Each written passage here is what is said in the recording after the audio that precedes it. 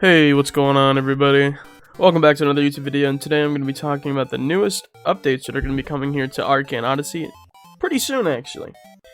The VTEX himself actually released on his Discord server, letting everyone know that there's a to-do list, which is kind of referencing things that are going to be happening in the future and what he is trying to do and how he's going to schedule it. And he addressed some like FPS issues and leaderboards kind of bugging out, so he did a exploit fix just last night. So yeah, let's get into the updates.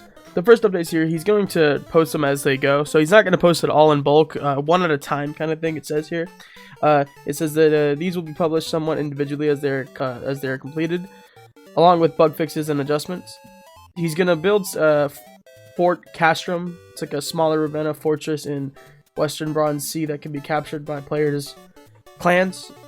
So it's like another island, I'm assuming, or just like a Fort Talos or something like that. Just something to give players something to do. Now, then he's gonna add the random spawning of underwater structures, just like back in the day in the old like World of Magic and stuff like that. From the first one, when random like shipwrecks would spawn in randomly here and there, and you could get stuff from them, or just like randomly spawning chests. And random spawning shipwrecks. Potions and brewing. A lot of everyone knows about this one because this is the update that is going to add in the stat reset potion, which a lot of people are very excited for, because it is kind of annoying that if you mess up on your stat placement that you are incapable of going back on what you want and not being able to reset your builds.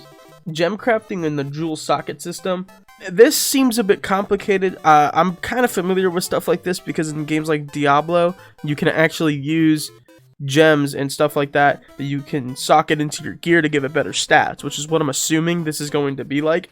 So it would be really nice to have this as a system, which means that your weapons and your armor like that could just get even better.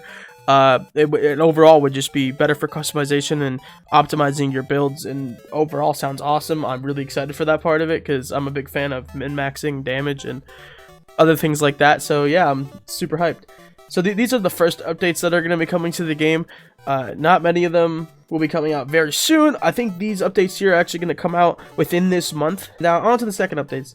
He's going to add the frigate, the first large double-deck sailing ship with lots of cannons and new slots for mortars and an in-depth customizable captain's cabin. So this is just a new ship type. I'm assuming it's going to be bigger than the Ketch, if you're a bigger fan of the larger boats that are in the game. This sounds pretty fun and pretty cool that you can like customize your captain's quarter. Maybe you'll be able to spawn in there so you won't have to worry about setting a spawn with a camp marker. Definitely would sound pretty cool and would actually be a nice little bit of quality of life if you don't want to respawn at an island 24/7 or lose your boat when you die. So yeah, it sounds pretty awesome. He says here that he's going to start the Dark Sea with generated content. He said that this will be kept secretive even in patch notes, so it isn't spoiled. So we're not going to know much about this until way later on.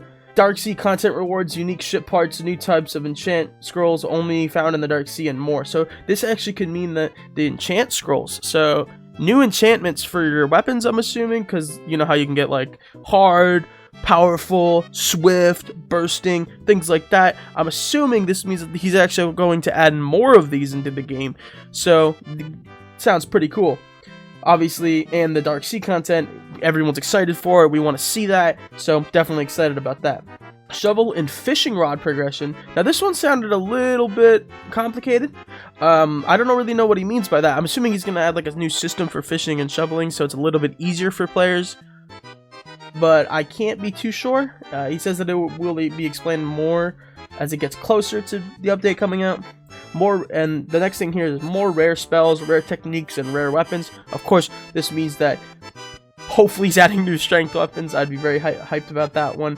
More rare spells, mages rejoice, and rare techniques. So warriors, you got something too. So everyone here is getting something out of this second update here. Very excited to see it. It's gonna be awesome. We're gonna see a bunch of new stuff coming in here slowly down the line. And the near future updates. So the last thing that he released here, which is going to be way later down the line, I believe he said that some of this stuff here is actually going to be added in May, so we won't be seeing these very soon. Of course, I'm most likely wrong about that. Of course, I don't know his schedule, but I'm here to just report on it.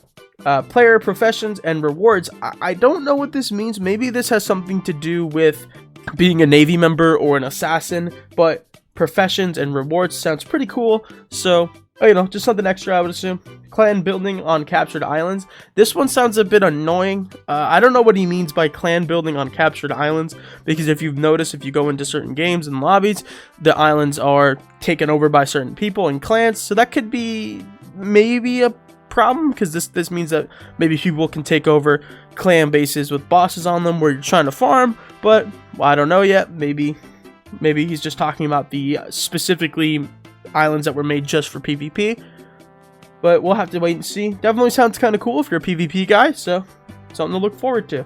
And then here he references the start of the Nimbus C story, which will be started in May, which is where my hypothesis comes in at, where this will be done in May. After this, he says that the story updates will be worked on alongside all major updates, and new areas will release as they are finished. May take a while to get to this though, since I want to add a lot of replayability before shifting focus back on the story / level cap. So this is actually a good thing. This means that he's trying to add replayability so that people don't get bored of his game and stay for the ride, which is this is overall a good thing.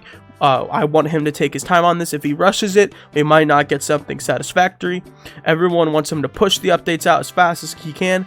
I don't think so. As long as he takes his time and it comes out satisfactory to him and us, overall we'll make for a better game. So let's hope it comes out great. I'm really excited for the Nimbus story. Now this is a big one. A lot of people want to see these added into the game. Arcanium weapons, spirit weapons, and sensing. Arcanium weapons were talked about a lot within the community recently. A lot of people want to see these added.